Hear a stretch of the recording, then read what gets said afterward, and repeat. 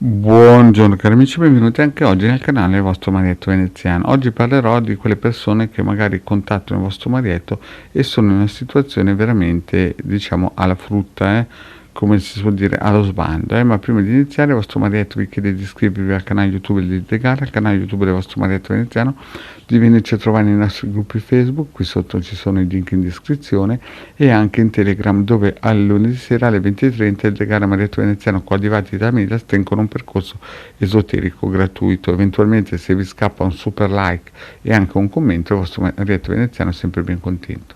Vi ricordo anche che i circuiti si possono scaricare sempre col link qui sotto in descrizione nel capitano.altavista.org e sono gratuiti. Bene, parliamo un po' di quando le persone contattano il vostro Marietto.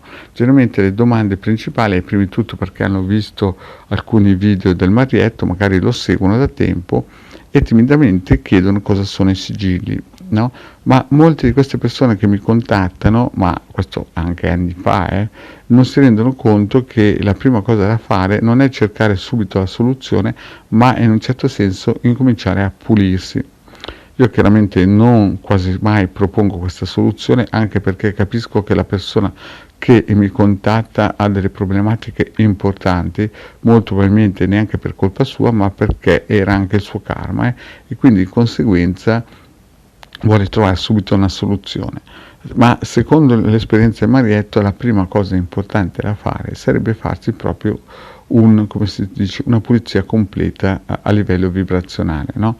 Generalmente il Marietto dà sempre un colpetto di un mese, gratuito, cioè non gratuito nel senso, però lo mette in alcuni circuiti dove per un mese questa persona chiaramente, se desidera questo trattamento, ma non è protocollo di pulizia, è un piccolo aiuto per incominciare a dare una spolverata, no? E anzi devo dire che alcuni li ho tenuti sotto anche senza dirglielo molto di più, per il semplice fatto che magari il committente aveva paura di morire, ma il vostro Marietto aveva visto che non sarebbe morto, però in sostanza gli ha dato magari di nascosto una manona, no? Però la prima cosa da fare quando uno contatta un esoterista o un radiostesista, dal mio punto di vista, se il radiostesista prima di tutto ha le competenze, ma sa come fare, è meglio farsi sempre fare una pulizia generale, profonda. Questi trattamenti appunto che durano un'ora, questo perché così che si toglie tutte le spurie, tutte le scorie, tutte le vibrazioni negative con un bel protocollo di pulizia generale. Il prezzo, lo sapete ormai, ve l'ho già spiegato in altre pillole, è di 100 euro, ma li vale tutti per il semplice fatto che praticamente in ambito familiare, perché generalmente non si fa solo per una persona, ma si fa per tutta la famiglia, questo protocollo pulisce. Chiaramente ci vuole un mese praticamente prima che tutto si dipani bene e praticamente in teoria dovrebbe durare un anno, però chiaro dipende sempre anche come il committente è messo. Poi dopo si può parlare di sigilli o di pendagli o di quant'altro. Perché? Perché succede che se voi siete in un ambiente familiare o lavorativo, oppure avete dei vampiri energetici o larve astrali che non avete preso in considerazione, con una bella pulizia o un trattamento radionico o appunto un protocollo radiostesico, voi potete pulirvi e togliere questo problema.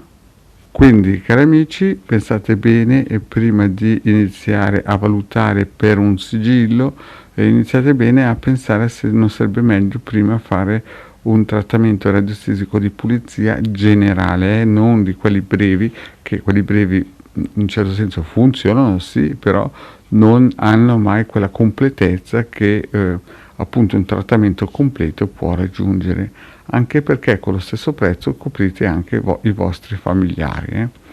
Però, come ho già detto in altre pillole, attenzione anche a proteggere gente che magari in futuro poi dovreste entrare anche in guerra, avreste magari dei problemi.